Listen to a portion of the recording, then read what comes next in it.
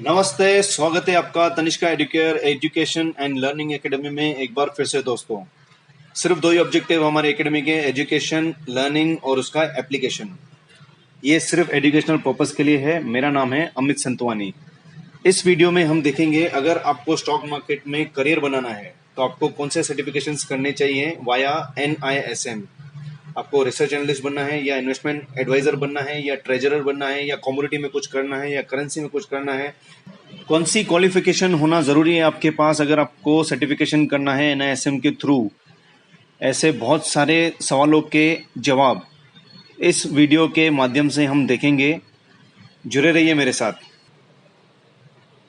तो सबसे पहले देखते हैं NISM है क्या। NISM stands for national institute of securities market.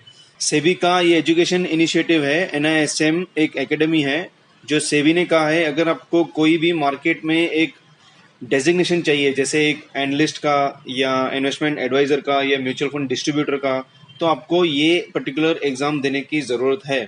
बिना इस एग्जाम के आपको सेबी की तरफ से रजिस्ट्रेशन सर्टिफिकेट नहीं मिलेगा that you are a qualified and registered जो भी आपका डेजिग्नेशन है, एनालिस्ट या डिस्ट्रीब्यूटर या फाइनेंशियल प्लानर या रिटायरमेंट फंड एडवाइजर, ऐसे बहुत सारे सर्टिफिकेशंस हैं। तो it is backed by SEBI, security exchange board of India. बहुत सारे सर्टिफिकेशंस अवेलेबल हैं और इसमें से कुछ हैं जो मैं आपको बताऊंगा। Investment adviser, research analyst, mutual fund distributor, financial planner, retirement adviser. It also takes care of interest like arbitrage in transfer fund certification, currency derivative certification, merchant banking certification, certification for the internal auditor for stock broker। ऐसे लंबी चौड़ी list है दोस्तों। In all 26 certifications modules available हैं जो सेबी ने offer किए हैं based on different interest that you have. मैंने एक लिंक डिस्क्रिप्शन बॉक्स में आपके लिए रखी है, आप उसको क्लिक करेंगे तो पूरे लिस्ट सर्टिफिकेशंस की आपके सामने आ जाएगी।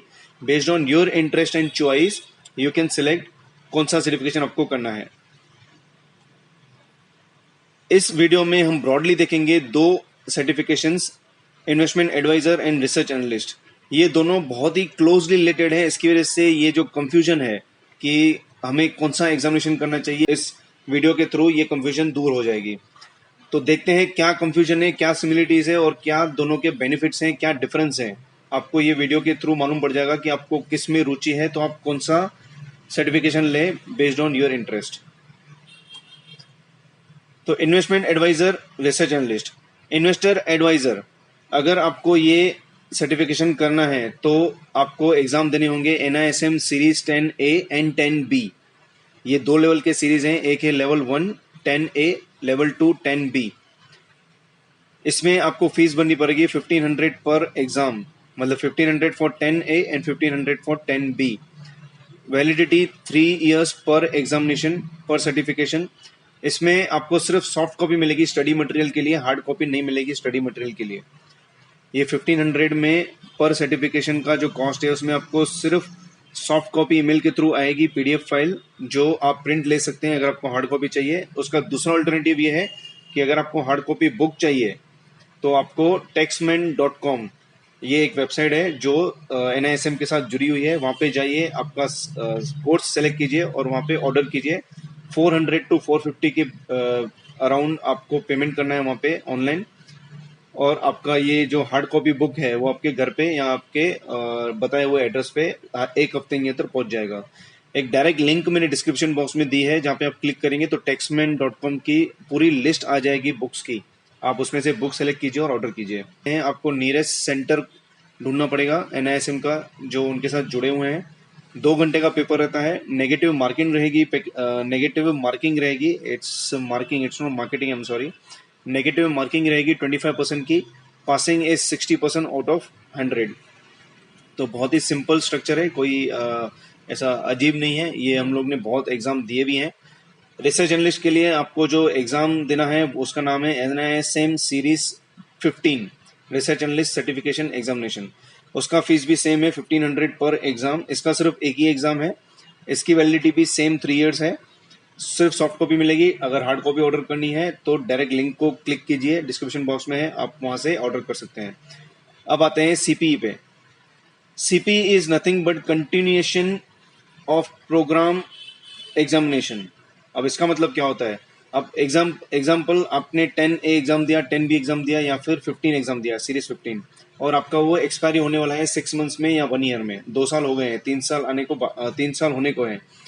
तो instead of giving this exams again back to the centres, आपको सीपीई सेलेक्ट करना है। It is mandatory as per SEBI rule, CPE select करना है। उसकी लिंक भी मैंने आपको डिस्क्रिप्शन बॉक्स में दी है। सीपीई अभी ऑनलाइन मॉड्यूल में सिर्फ 2 ही अवेलेबल है, बाकी सब एग्जामिनेशन के लिए ऑफलाइन इज कंपलसरी। अब ऑफलाइन इज कंपलसरी का मतलब क्या होता है?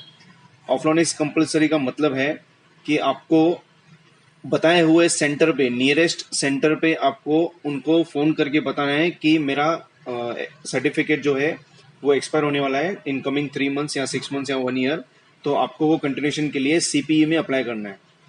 तो they will give you a date, वो आपको बताएंगे कि ठीक है आपका शेड्यूल है ये डेट पे, ये टाइम पे आप आ जाइए। डीमैट और ट्रेडिंग अकाउंट ओपन कीजिए इंडिया के नंबर 1 ब्रोकर ज़ेरोधा के साथ। ऑनलाइन अकाउंट ओपन करने के लिए ये लिंक आपको डिस्क्रिप्शन बॉक्स में दी गई है। लिंक को क्लिक करते ही आपके सामने ज़ेरोधा का पेज ओपन हो जाएगा। यहाँ आप अपना मोबाइल नंबर डाल के अकाउंट प्रोसेस को स्टार्ट कर सकते हैं। ब्रोकरेज और चार्जेस में कोई डिफरेंस नहीं रहेगा, सबके लिए सेम है, ₹0 एंड ₹20। अपने फ्रेंड्स और रिलेटिव्स को भी रेफर कीजिए और रिवॉर्ड्स का भरपूर फायदा लीजिए। रेफरल स्कीम रिवॉर्ड्स के लिए आप मेरे ऑफिस नंबर पे कॉल या व्हाट्सएप कर सकते हैं। तो सीपीई में क्या होता है दोस्तों, आपको 6 आवर्स के लिए वहां पे एज अ सेमिनार जैसे अटेंड करते हैं वैसे जाना है। उस 6 आवर्स में आपको जो लेटेस्ट अपडेट्स है वो बताएंगे। लास्ट में 6 आवर्स के बाद एक छोटा सा एग्जाम होगा for in half an hour, जो आपको मिनिमम मार्क्स अचीव करने हैं। फिर आपका जो ये 3 इयर्स का वैलिडिटी है और 3 इयर्स एक्सटेंड हो जाएगा। तो every time your certificate is going to expire in 6 months और 1 ईयर, तो आपको प्लान करना होगा कि सीपीई हमें अप्लाई करना है। दोनों का सिस्टम सेम है, आपको नियरेस्ट सेंटर में अप्लाई करना है। 2 घंटे का पेपर रहेगा नॉर्मल एग्जाम के लिए, सीपीई के लिए नहीं। अब देखते हैं दोस्तों 10A लेवल 1 का करिकुलम क्या है, आपको क्या क्या उसमें पढ़ना है अगर आपको इन्वेस्टमेंट एडवाइजर बनना है तो सबसे पहले उसमें introduction to Indian financial market, जो कि बहुत ही कॉमन है। सिक्योरिटीज मार्केट सेगमेंट्स, कौन कौन से अलग अलग मार्केट सेगमेंट्स हैं जिनको आपको समझना है। म्यूचुअल फंड्स क्या होते हैं, उसके टाइप्स और बहुत सारे rules and regulations. Investment products कौन कौन से अवेलेबल हैं ताकि आप उनको सीखें। मैनेजिंग इन्वेस्टमेंट रिस्क, ये इंपॉर्टेंट है, आपको रिस्क समझना है। अगर आप जो इन्वेस्टमेंट प्रोडक्ट रिकमेंड कर रहे हैं अगर वो परफॉर्म नहीं किया तो उसकी रिस्क क्या है वो आपको समझना बहुत ज़रूरी है। मेजरिंग इन्वेस्टमेंट रिटर्न्स, अगर आपको रिस्क जरूरी है तो रिटर्न्स भी सामने होने चाहिए। Concept of financial planning, asset allocation and investment strategies, बहुत सारी स्ट्रेटेजीज हैं इस बुक्स में, आपको बहुत नई नई स्ट्रेटेजीज मिलेंगी, advance strategies. Insurance planning, retirement planning, tax and estate planning भी कवर किया हुआ है इस लेवल 1 में। रेगुलेटरी इन्वायरमेंट और एथिकल इश्यूज क्या है वो भी आपको समझना है। Curriculum of series 10B, this is 10B level 2। So level 2 में जो टॉपिक्स आपको कवर करने हैं वो है understanding security markets and performance, knowing operational aspects of financial transactions, personal financial planning, comprehensive financial planning, product analysis and selection, regulatory and compliance aspects, case studies in comprehensive financial advice. अब दोस्तों ये headings तो बहुत easy है पढ़ना, but इसके अंदर जो मैटर है वो बहुत ही काम का है। मैं आपको उदाहरण के तौर पे एक बताना चाहता हूँ कि करिकुलम 1 में जो हमने ये हेडिंग्स देखे उसके अंदर आपको क्या क्या सीखने को मिलेगा। मेरे साथ रहिए, मैं आपको बताता हूँ आपको क्या सीखने को मिलेगा। तो ये लेवल 1 के देखिए जो मैंने आपको हेडिंग बताई उसमें आपको डिटेल में क्या है। Introduction to Indian financial market, इसमें आपको मैक्रो इकोनॉमिक पैरामीटर्स की स्टडी करनी है। जो फीचर्स हैं इंडियन मार्केट के, इंडियन फाइनेंशियल मार्केट्स के, वो आपको समझने हैं बिकॉज वर्ल्ड में बहुत सारे फाइनेंशियल मार्केट्स हैं। तो इंडियन के क्या फीचर्स हैं वो आपको समझना है, उसके हिसाब से आपको काम करना है। Know the structure of financial markets, understand the role of participants, understand the role of various regulators involved। जो दूसरा टॉपिक है सिक्योरिटीज मार्केट सेगमेंट, उसमें आपको पता चलेगा nature, function and type of issues in primary markets. Secondary market के issues अलग हैं, role and function of secondary markets, understanding the various types of various corporate action, जैसे डिविडेंड इशू करती है कंपनी, स्प्लिट करती है, बोनस करती है, तो उसके इम्पैक्ट क्या आएंगे वो आपको समझना है। म्यूचुअल फंड्स, मीनिंग और फीचर्स क्या है, टर्म्स एंड कंसेप्ट कौन से जुड़े हुए हैं, टर्मिनोलॉजी। रेगुलेटरी फ्रेमवर्क क्या है म्यूचुअल फंड्स में, various types of mutual fund products कौन कौन से हैं, टैक्सेशन से क्या रिलेशन है अगर आप म्यूचुअल फंड में कोई इन्वेस्ट करता है। जैसे एक मैं एग्जांपल बताता हूँ, अगर आप म्यूचुअल फंड में इन्वेस्ट करते हैं तो इनकम टैक्स में आपको छूट मिलती है वो पर्टिकुलर अमाउंट की जो आप इन्वेस्ट करते हैं। तो ऐसे बहुत सारे रूल समझने हैं आपको। Know the investment options in mutual funds, know the process associated with investing in mutual funds. तो दोस्तों ऐसी लंबी चौड़ी लिस्ट है, ये एग्जाम देना कोई आसान बात नहीं है, आपको मेहनत करनी है, आपको मेहनत करनी पड़ेगी अगर आपको इन्वेस्टमेंट एडवाइजर बनना है या रिसर्च एनालिस्ट बनना है।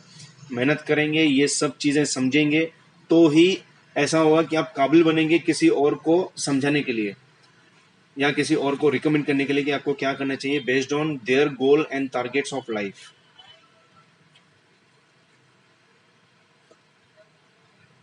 लेवल 2 का हम डिटेल में नहीं जाएंगे, आप समझ लीजिए, आप डायरेक्ट लिंक आपको दी गई है डिस्क्रिप्शन बॉक्स में, वहां पे क्लिक करेंगे तो पूरी डिटेल में हेडलाइंस के अंदर क्या क्या आपको पढ़ाई करनी है वो बुक में आपको मालूम पड़ जाएगा। वैसे ही करिकुलम सीरीज जो 15 का है रिसर्च एनालिस्ट के लिए, उसके लिए भी बहुत लंबी चौड़ी लिस्ट है दोस्तों। Introduction to research analyst profession क्या है, इंट्रोडक्शन टू सिक्योरिटीज मार्केट, ये ऑलमोस्ट सिमिलर टू लेवल 1 और लेवल 2 इन्वेस्टमेंट एडवाइजर के लिए जो था।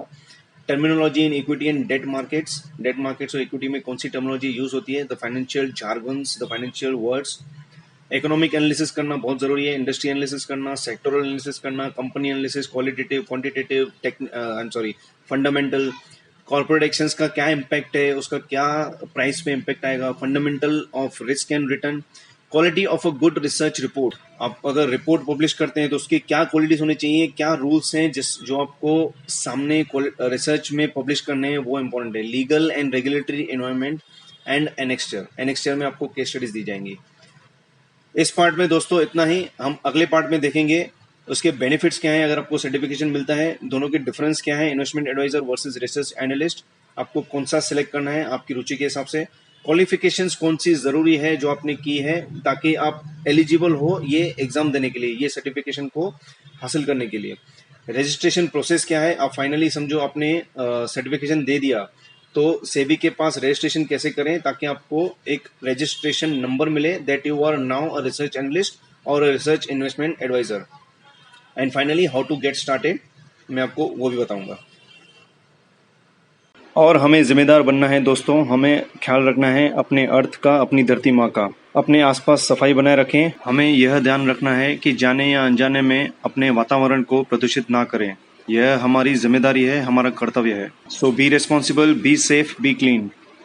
बहुत बहुत धन्यवाद दोस्तों मेरा ये वीडियो देखने के लिए। अगर आपको मेरा ये वीडियो अच्छा लगा तो लाइक कीजिए, शेयर कीजिए अपने दोस्तों के साथ, फैमिली के साथ, व्हाट्सएप पे, टेलीग्राम पे और बहुत सारे सोशल मीडियाज पे जो आपको लगता है कि मेरे वीडियो का लाभ उठा पाएंगे और इस एनालिसिस को सीखने की कोशिश करेंगे। और सब्सक्राइब कीजिए मेरे चैनल दोस्तों, बेल आइकन पे क्लिक कीजिए ताकि आपको नोटिफिकेशन मिले जब मैं कोई भी अपना एक वीडियो पब्लिश करूं। ऐसे बहुत सारे वीडियो पब्लिश करता रहूंगा। थैंक यू सो मच, बहुत बहुत धन्यवाद।